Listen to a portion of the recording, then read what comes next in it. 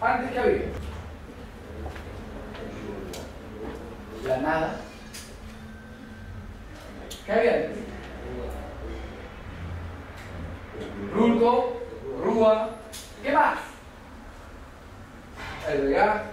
¿Qué más? ¿Dijiste A el regá o A el regá? También era válido lo segundo. ¿Qué había?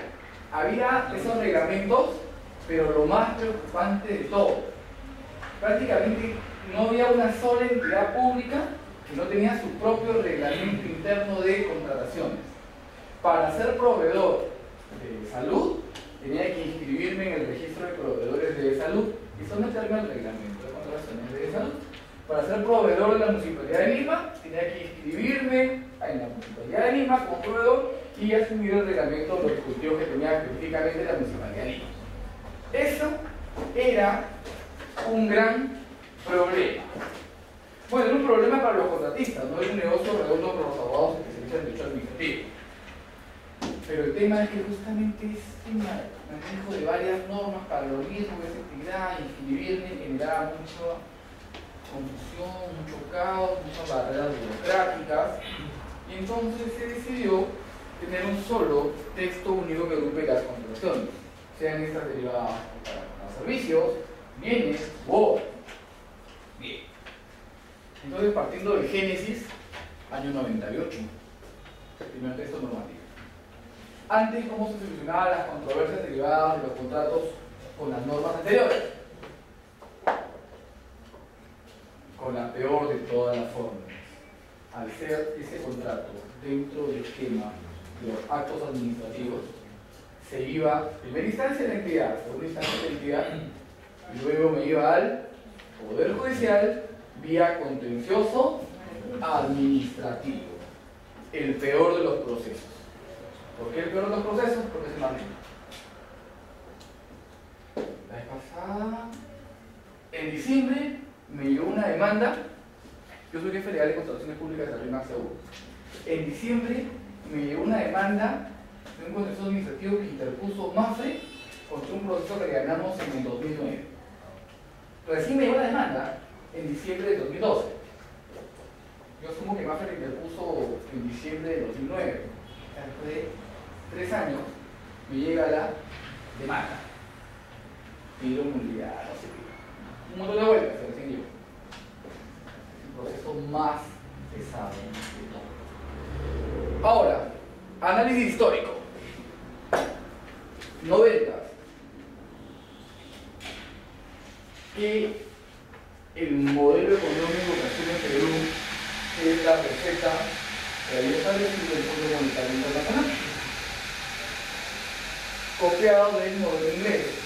¿Por qué se caracterizó el gobierno de Margaret Thatcher? ¿Cuál era su norma o cuál era su norte? Las privatizaciones. Lo que nos llama mucho atención en la época de los 90 es que aquí se aplicaron las privatizaciones, que son en varias olas, ¿no? Las primeras olas fueron desastrosas, pero dentro del esquema de las privatizaciones teníamos que mejorar el esquema de qué pasa si vienen las empresas de fuera y quieren contratar una empresa peruana y el Estado o el que lo vende, luego de vendido, tenemos un problema con el contrato. ¿A dónde vamos a resolver ese problema, esa controversia? ¿A dónde iríamos? ¿Perdón? No ventas. ¿Ustedes creen que una empresa española como Telefónica se arriesgaría a ir a un poder judicial que dice los peruanos vamos? Entonces, no se vende. ¿Qué hacemos para que se venda? Aplicamos una cláusula de solución de controversias que establezca que en caso de controversia me voy al arbitraje. Sede: Cámara de Comercio de Nueva York, Cámara de Comercio de París, que recién está trabajando fuerte el arbitraje. Más o menos ya en 96, 95 tenemos nuestra ley de arbitraje. Aquí en Perú estamos en pañales, pero es un modelo del esquema de arbitraje de un citral. Copiaba mucho la Convención de Nueva York. Y supongo que dentro del grupo de defensores del presidente de los 90 estableció esta es la salida. Si queremos que el PAC se venga, hay que ponerle esta cláusula. ¿Sí? ¿La puse? Y entonces la fórmula empezó a funcionar. Y supongo que dentro del pool de esto hicieron hoy. Está funcionando. Estamos vendiendo, estamos confeccionando. Y adentro, y nuestros contratos, ¿qué? Dentro del esquema de la ley del 98 y la ley del 2001, el arbitraje se puso como cláusula de solución de controversia en el trato contractual solo para las licitaciones y concursos públicos, o mejor dicho, solo para las controversias derivadas de los contratos suscritos luego de concursos de licitación pública. En el año 2004 se corrige la figura. Trabajaba en Consuco desde el 2001 hasta el 2006, la evolución histórica. Se corrige la figura y ya se incluye el arbitraje como solución de controversia para todo. Bien, hasta aquí ya vemos la parte de los antecedentes históricos. Un poquito para ubicarnos. ¿Por qué se aplicó esa fórmula en la ley de contratación? Ahora, una ley constitutiva. ¿Qué es el arbitraje? ¿Qué es la conciliación? ¿Y en qué se diferencia? ¿Tu nombre? Vivian. Vivian, ¿está bien? ¿Te parece así? Exacto. Ok. Yo voy a dar una clase más amena y voy a acabar temprano para que se vayan temprano a tu casa. Pero se requiere mucho su participación. Mi compromiso es no aburrirlo. Tu compromiso es participar, ¿te parece? Ok. Vivian, ¿qué entiendes por conciliación? La diferencia básica es que en la conciliación no hay un tercero, ¿no? Las partes se ponen de acuerdo respecto a sus controversias y en el arbitraje pues sí hay una o dos o tres árbitros que podrían, en un tribunal arbitral que podría solucionar sus controversias. Muy bien, lo que me has dicho. Solo un problema. Creo que tenemos un problema de comunicación. No eres tú, soy yo. La pregunta es, ¿qué entiendes por conciliación? Me has dicho que se diferencia la conciliación del arbitraje. Entiendo que manejas los conceptos, pero ¿qué entiendes por conciliación? Llegar a un acuerdo. Conciliar no es ceder.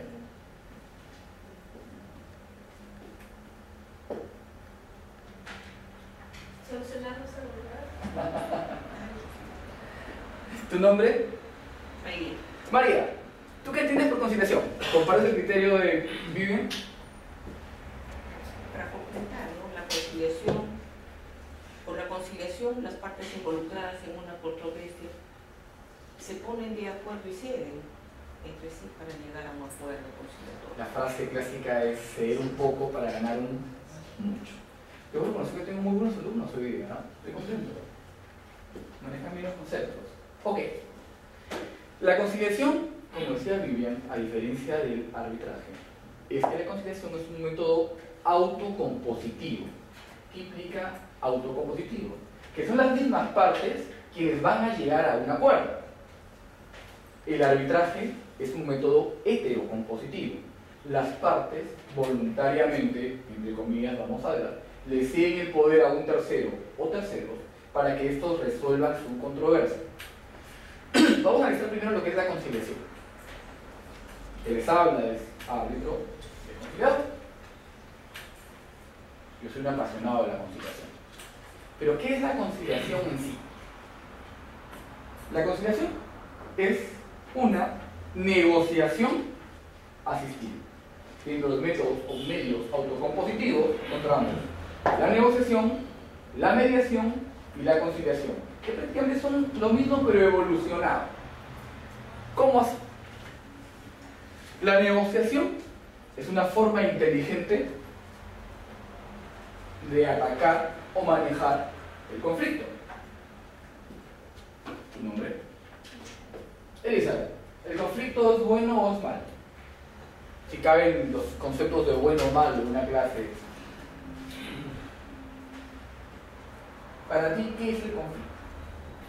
Diferencia, inquietudes, disconformidades, ¿Y qué nos permite el conflicto?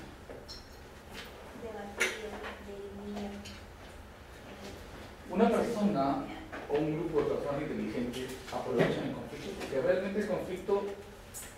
malo por se, es contraposición de intereses. Y el conflicto es lo que ha permitido que la historia del hombre vaya evolucionando. Si no, seguiríamos en muchos casos en sociedades bastante primitivas. Las sociedades van evolucionando justamente en función a eso, a contraposición de intereses, de formas de pensar. Bien, entonces, ¿cómo vamos a manejar el conflicto para que sea productivo, para que nos permita crecer? El año pasado estaba llevando un curso de negociación con Cambio. Da bastantes pautas, aunque ellos tenían el esquema americano, confundir un poco lo que es negociación con conciliación. ¿Tu nombre? Yulisa, ¿has negociado hoy día?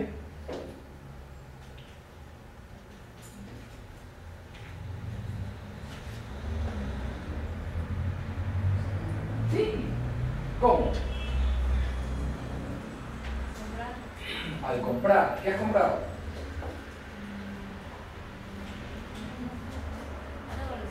Una golosina. ¿Cómo negociaste?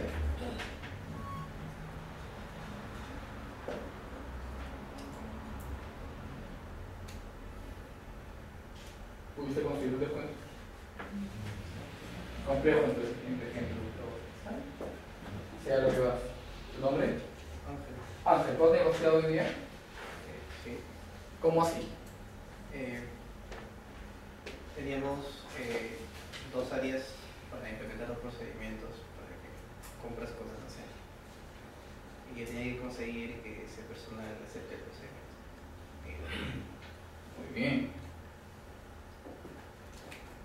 ¿Han visto la película? ¿Cuántos de los presentes son abogados o estudian Derecho? ¿Pueden levantar la mano? Muy bien. ¿Han visto la película El abogado del diablo? Muy bien, es muy bueno. Hay una parte que a mí me encanta, que sea Keanu Reeves o Al Pacino en la azotea del edificio, y Al Pacino lo está convenciendo para jalarlo a esta parte del estudio.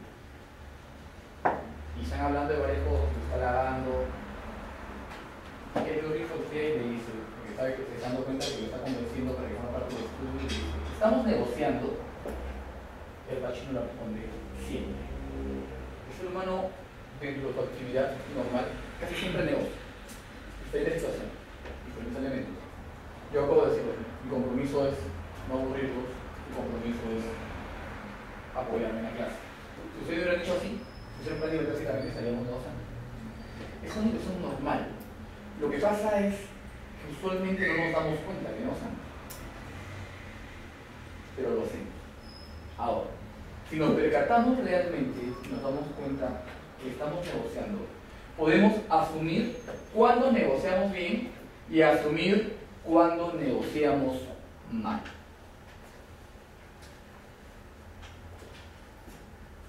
Y vamos a ver cuándo negociamos de manera criolla y cuándo negociamos con inteligencia. Vamos a ver todos los escenarios.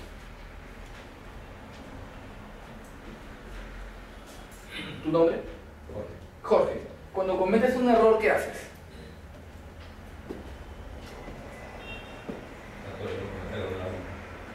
Pero ¿qué haces con la gente con la que cometiste un error?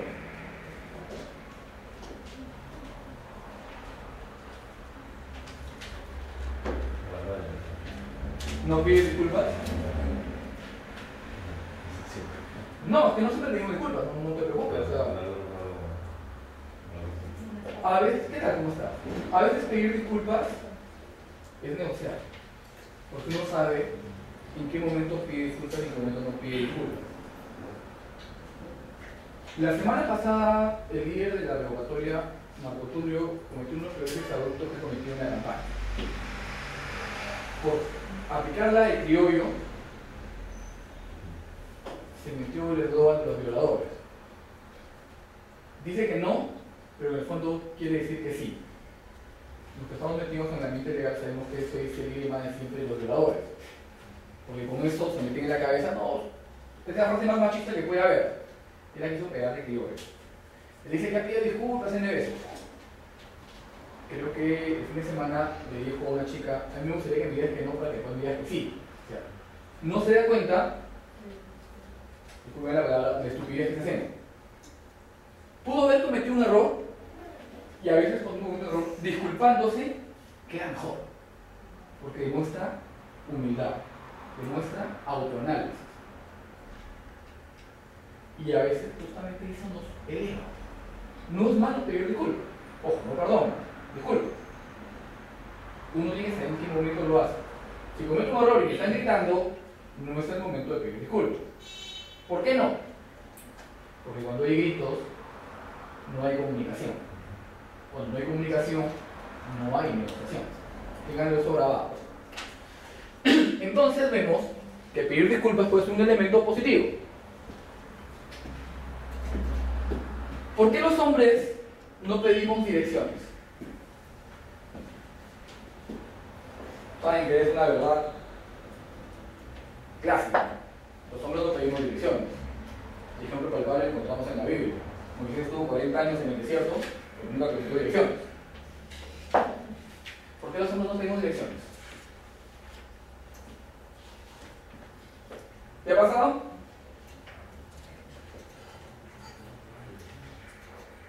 Estás desubicado en una calle, tienes que ir a un sitio. Pero ruido, porque simplemente me dice yo cómo hacerlo solo.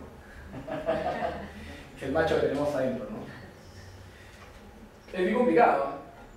Porque pedir direcciones es decir, necesito ayuda. Y el hombre, si es el macho y si está con su enamorada, con tu esposa, con tu pareja, no, yo sí suelo pedir direcciones. A mí me gritaron los machistas rápido, porque tengo 3 hermanas mujeres, 2 mayores que yo. Pero bueno, yo sí pido direcciones de un mismo modo. Claro, que es también como la cosa donde queda, sí tío, más allá. Que el tío, nosotros hacer cosas, un poco. Mis hijos se hacían, cabello, los años son 2 años. El tema es que ganas tiempo. Análisis. ¿Te bajas? Sí. ¿Pides ayuda? Sí. ¿Reconoces que no sabes? Sí. Pero ganas tiempo. ¿Vale la pena? Sí. Vale la pena. No es malo. Bien. Entonces tenemos que ver todos esos elementos cuando negociamos. Negocio para qué, me conviene, no me conviene, reajo. Todo eso está. Análisis interno. ¿Me conviene o no me conviene? Dentro de lo que negociamos. Ahora, lo más difícil de la negociación. ¿Le conviene al otro? Y que le convenga al otro implica que no me conviene a mí. Y ese es el principal problema a la hora de negociar. ¿Por qué? Porque muchas veces nos cerramos en mi posición y no le doy cabida a la posición del otro. Por eso que yo les digo, cuando la gente grita, no puede negociar. Pero cuando la gente... ¿Qué haces tú cuando alguien te grita? También le gritan. Es normal. ¿Me caes cuando te gritan? Me asusto, me dijo. Depende de qué te grite, ¿no? Pero...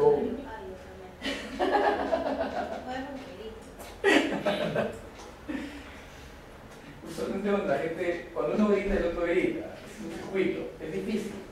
Vamos a ver un momento que es la principal herramienta del mediador y del negociador. Bajarle el nivel a la discusión. Usualmente cuando la gente discute, empieza a intercambiar y de repente empiezan a elevarse los niveles. Y es complicado. Porque cuando la gente grita, ahí no se escucha.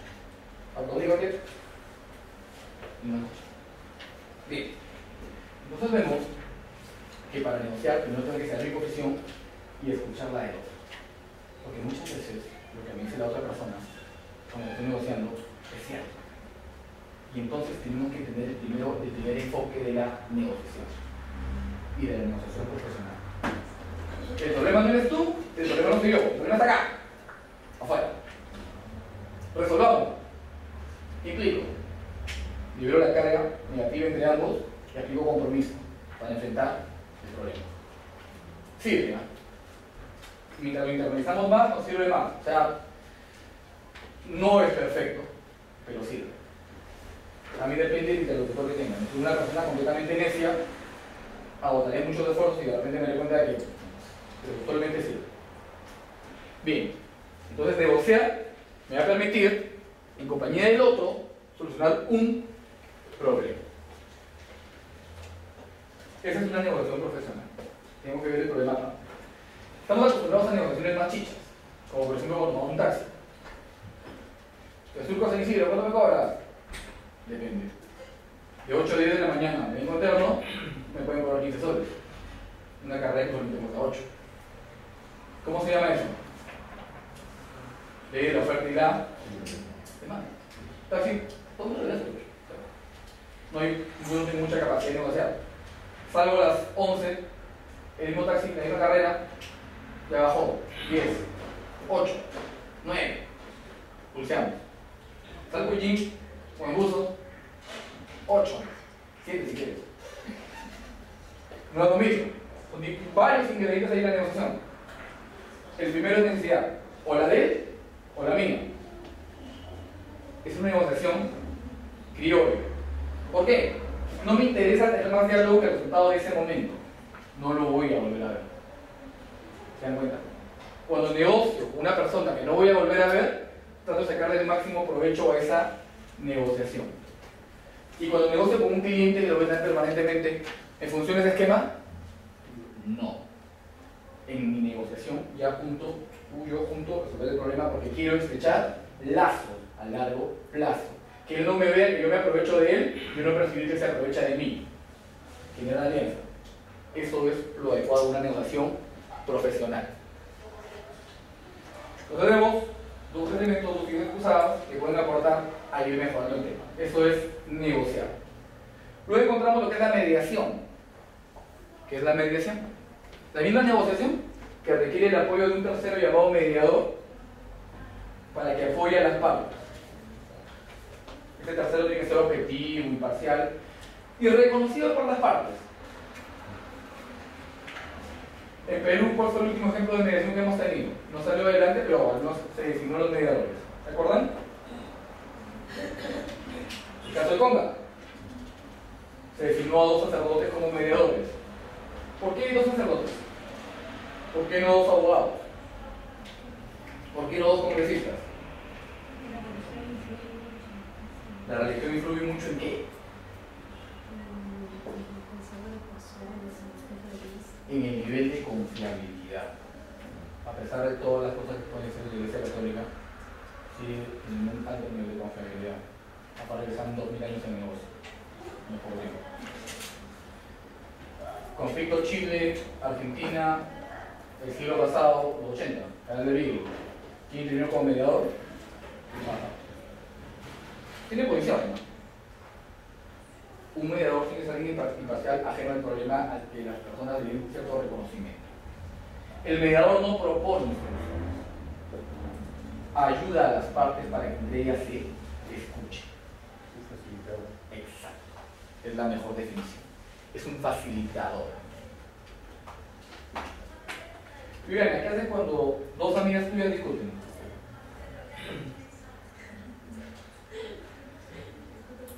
Discute con ellas.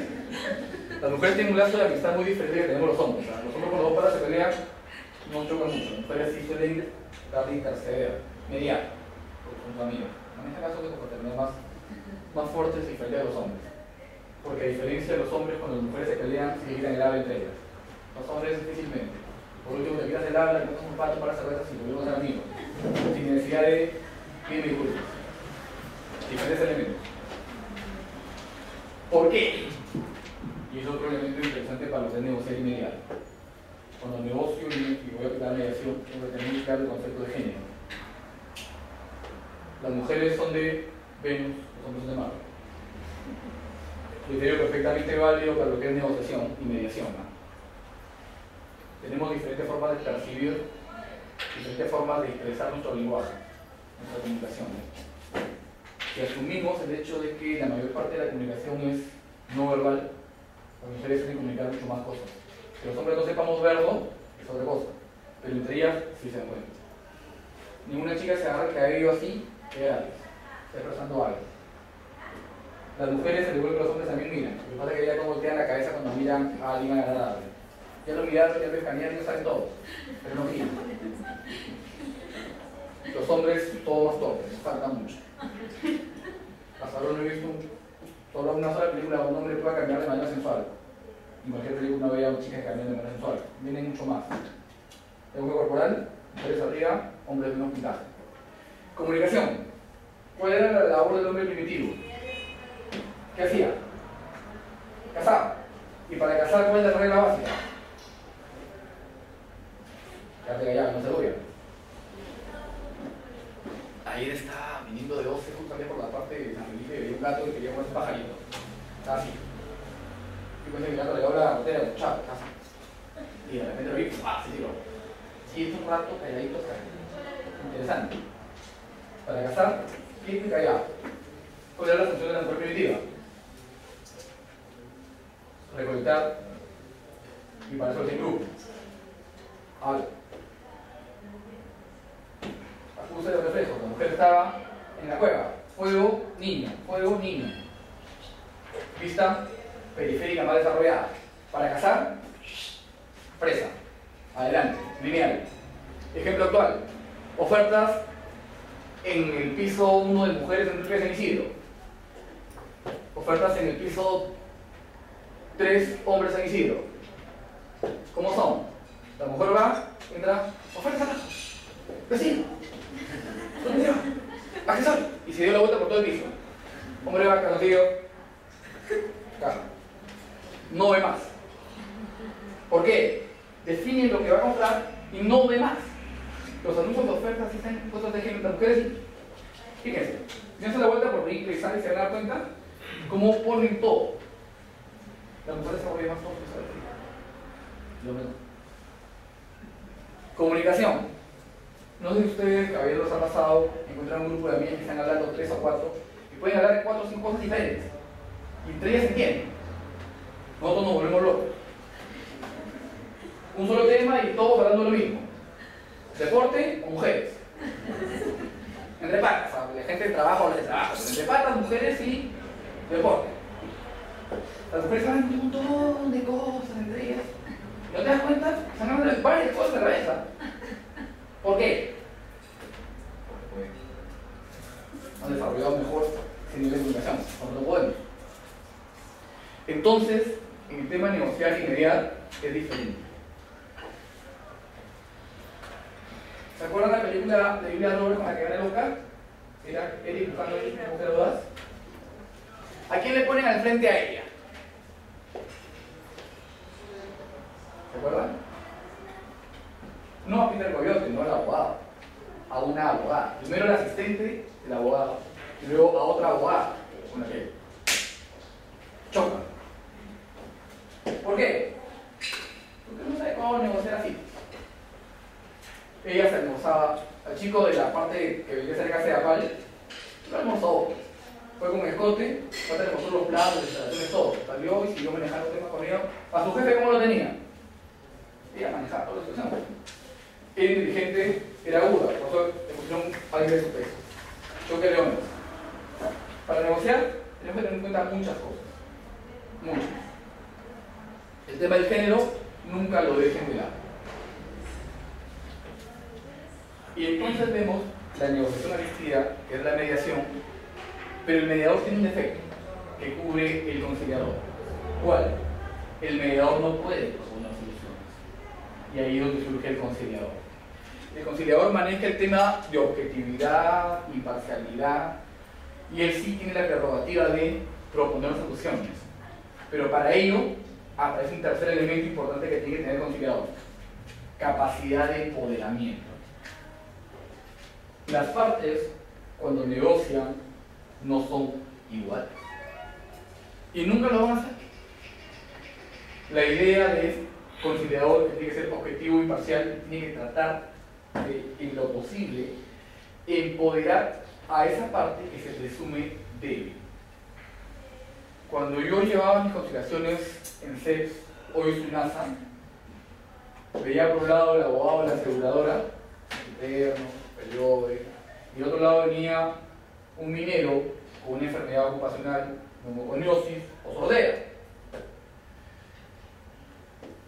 De lo que veía, más o menos, su lengua originaria era el quechua, hablaba un poco castellano. Muchas veces me tocó ver mineros con enfermedades de sordera alta.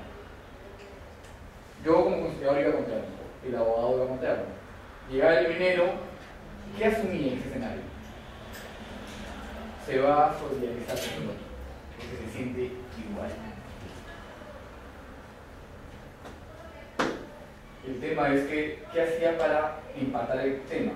Hablaba y me dirigía casi siempre a él.